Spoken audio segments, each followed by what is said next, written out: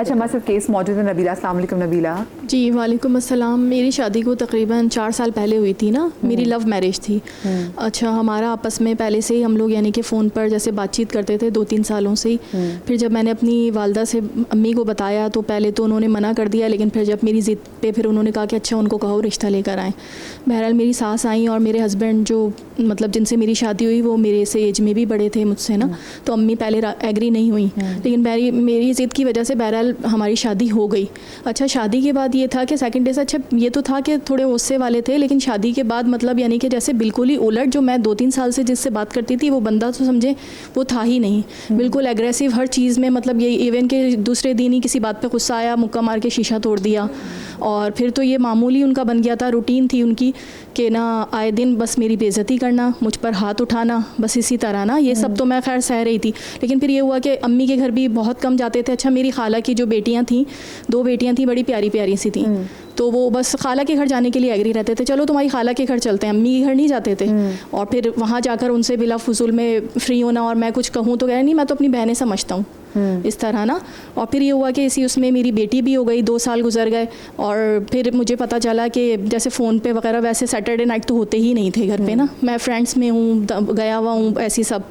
फिर ये हुआ कि मैंने नोटिस की ये बात कि वो ऑफिस में कोई थी तो उनसे अफेयर था उनका ना।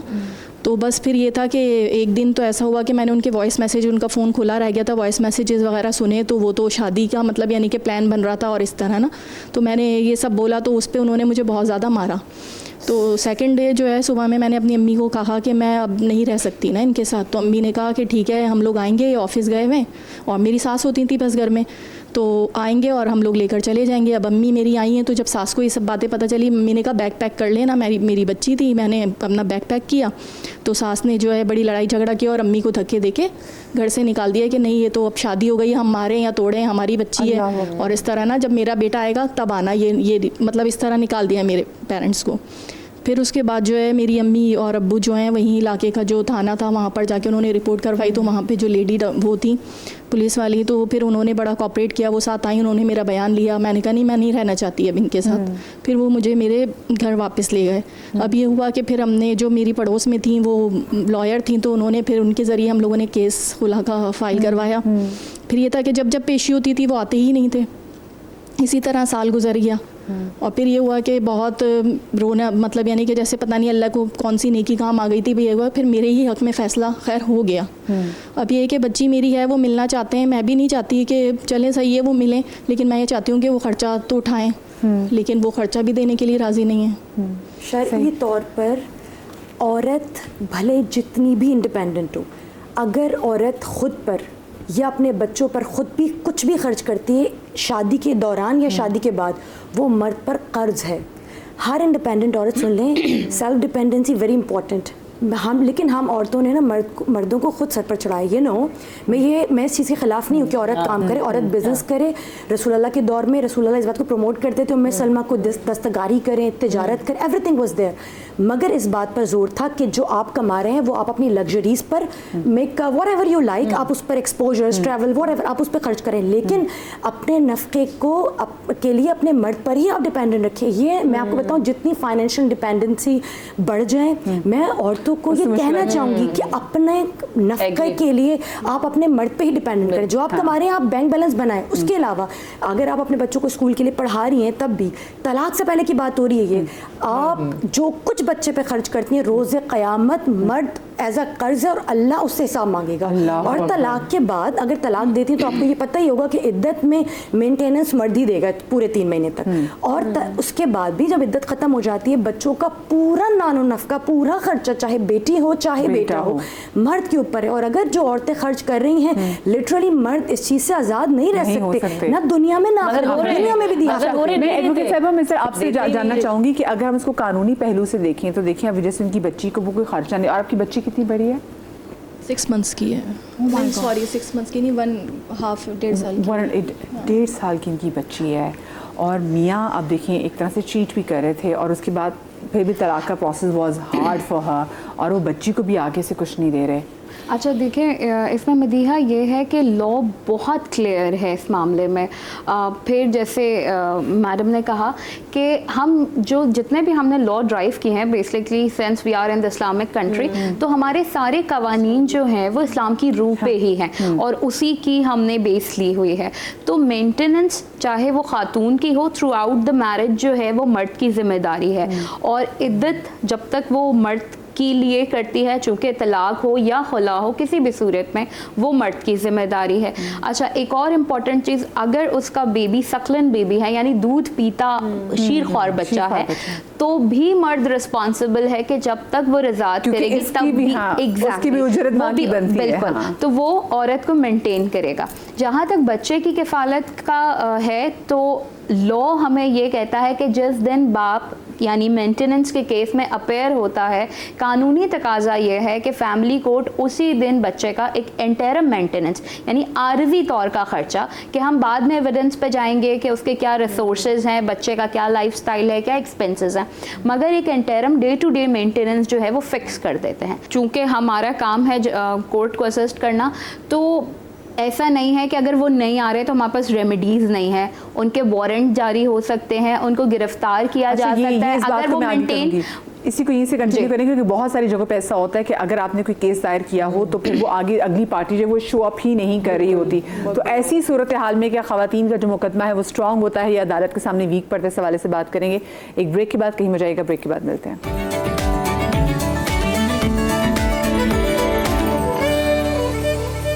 ब्रेक के बाद आपको एक बार फिर से खुश आमदीद कहते हैं। खुला के मसाइल की वजह से आज हम बात कर रहे हैं, और खुला के मसाइल में मकसद ये भी देखने कि जब लड़की कोर्ट का दरवाज़ा खटखटाती है और उसके बाद जब उसकी कोर्ट की प्रोसीडिंग्स भी शुरू होती हैं, तो बहुत सारी जगह पे दूसरी पार्टी यानी कि जो लड़के की पार्टी की तरफ से ये चीज़ ज़रूर की जाती है कि वो शो अप नहीं करते केसेस में, और वो डिलेइंग टैक्टिक्स जो है उसका इस्तेमाल होता है, चाहे वो बच्चे की कस्टडी के हवाले से हो, चाहे वो डिवोर्स के हवाले से हो, चाहे वो नान नफ़के के हवाले से हो। और कोशिश की जाती है, जैसे कुरान में कहा गया कि एक ऐसन तरीके से आप उसको ऐसे तरीके से फारिग करें, तो वो ऐसा तरीका हम कहीं देखते नहीं। हम ये ज़रूर देखते हैं कि कोर्ट में देखिए, ये हमारे साथ तो वकील साहिबा हैं, इनका तो काम है कोर्ट का, लेकिन ये बहुत अच्छे तरीके से जानते हैं कि जब कोई भी खातून कोर्ट के अंदर एंटर होती है, जब कचहरी के अंदर आप एंटर होते हैं, तो 100 नज़रें जो उसको देख रही होती हैं, तो कहीं ना कहीं वो ये देख रहे थे कि अच्छा भाई ये औरत कोर्ट क्यों आई है, क्योंकि वो हम उसी वक्त उस औरत को जज करना शुरू कर देते हैं। ये है हमारी मेंटेलिटी हमारी सोसाइटी की, जैसे कि औरत से अपना हक मांगने के लिए आ रही हो, पर हम उसको करेंगे कोर्ट में जो औरत आई है।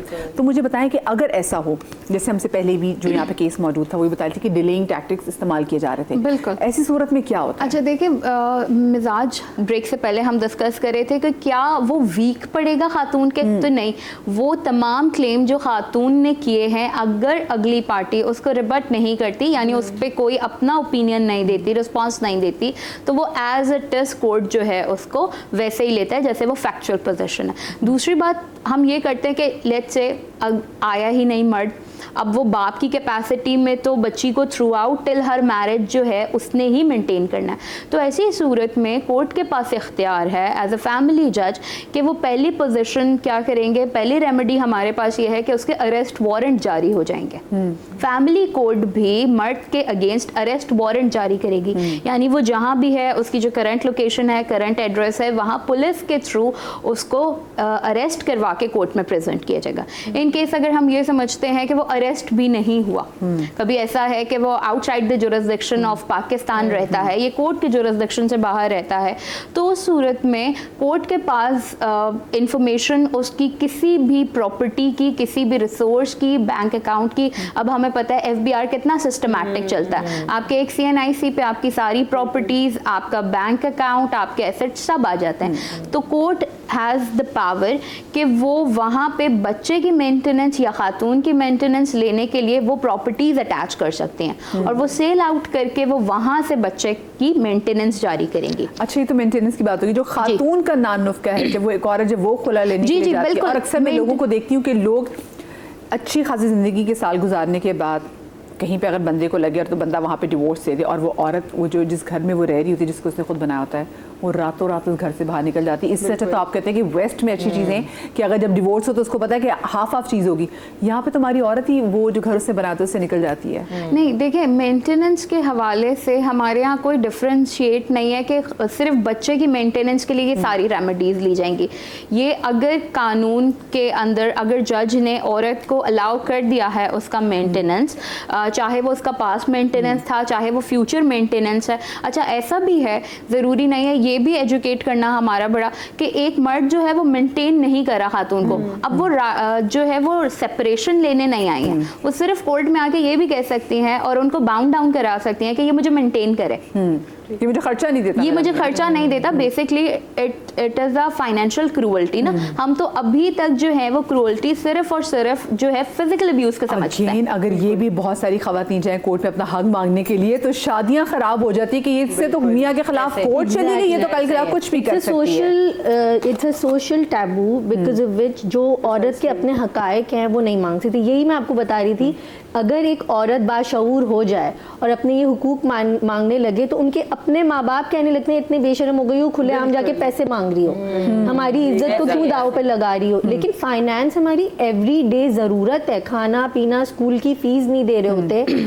और मुतालबा करने के बावजूद भी औरत को लालची बोलते हैं। यहाँ पे ये जैसे हमने पहले बात की कि हम खुला तक तो आए हैं, मगर हमें एजुकेट ये भी करना है कि जब निकाह हो रहा है तो वो जो डॉक्यूमेंट है बेसिकली वो बड़ा इम्पोर्टेंट है। वो जो काटम पीटियाँ पहले से होके आती हैं वो ना सिर्फ औरत को उस पर बात करनी चाहिए बल्कि अब पेरेंट्स को उस पर बात करनी चाहिए कि ये अगर दिया है तो ये शरई तकाज़ों को पूरा करते हुए कानून साजी की गई है औरत को सिक्योर करने के लिए।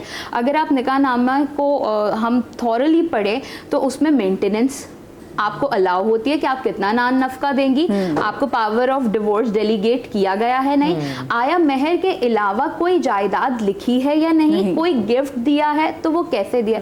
तो जो बात मैंने बिल्कुल शुरू में की थी कि सिविल कॉन्ट्रैक्ट है, बेसिकली उसको अगर हम वैसे ही फिल आउट करें, नहीं अगर जो ना दे सकें, जिनकी हैसियत ही ना हो, जो ना कर सकें बेचारे, देखें ऐसे भी लोग हैं। फिर वही बात है ये निकाह जो है वो इजाब कबूल है ना, यानी एक ऑफर आई जब तक मैं उसको एक्सेप्ट ही नहीं करी तो निकाह कंप्लीट ही नहीं हुआ, तो वो तो म्यूचुअल एक्सेप्टेंस है। वो करके भी फिर लड़कियां फंस जाती हैं, लेकिन बहुत अच्छी बात बल्कि फंस जाती हैं पढ़ने की।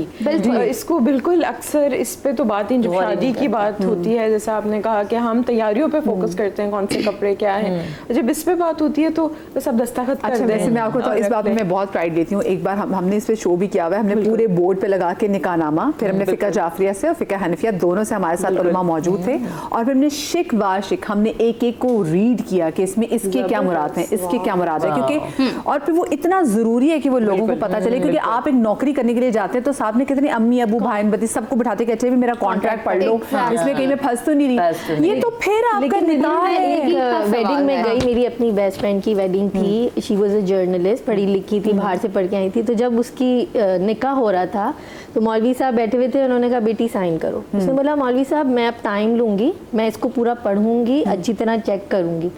ज़ाहिर है पढ़ने में थोड़ा टाइम तो लगता है।